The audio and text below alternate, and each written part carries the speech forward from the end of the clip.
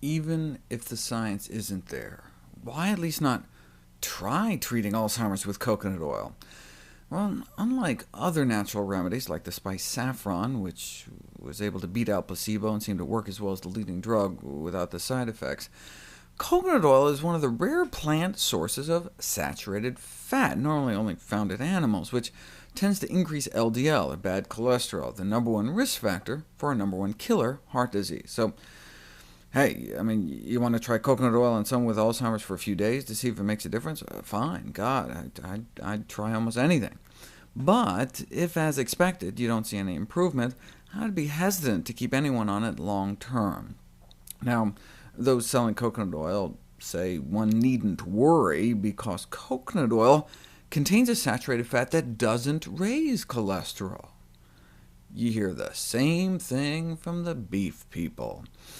The National Cattlemen's Beef Association is always going on about how beef contains a saturated fat called stearic acid, unlike those evil saturated fats palmitic, myristic, and lauric acids, which do increase blood cholesterol levels. Stearic acid has been shown to have a neutral effect on blood cholesterol. Now see, that's true, and beef does contain stearic acid, but guess what? It has twice as much of the palmitic and myristic, which they just admit it does raise cholesterol. It's like Coca-Cola saying they know for a fact that soda doesn't make you gain weight because Coke contains water, and water has a neutral effect on weight gain. Yeah, but that's not the only thing in it. And the same thing with beef, and the same thing with coconut oil. Years ago, I profiled this study that found that cholesterol levels were significantly lower during a coconut oil diet, but only when compared to a butter diet.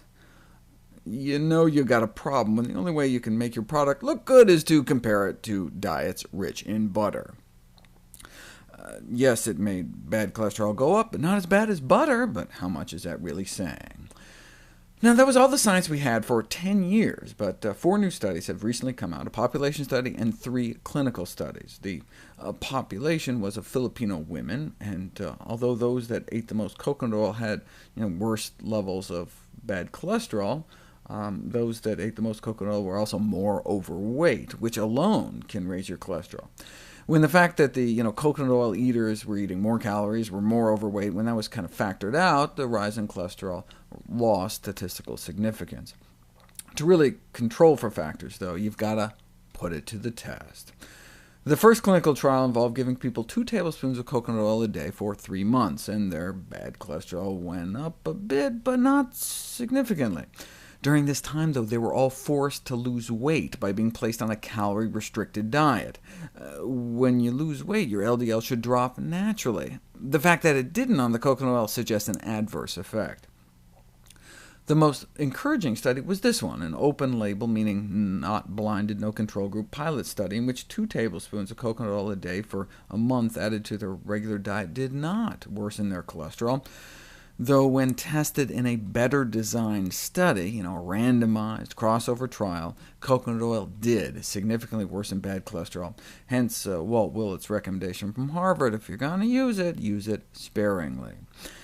Now look, if you're eating so healthy that your LDL cholesterol is under 60 or 70, then it may not be a problem. Unlike saturated animal fats, coconut oil doesn't cause that spike in inflammation immediately after consumption of animal foods, which makes sense because, as you'll remember, it may be the dead bacterial endotoxins in animal products ferried into the body by saturated fat that are to blame.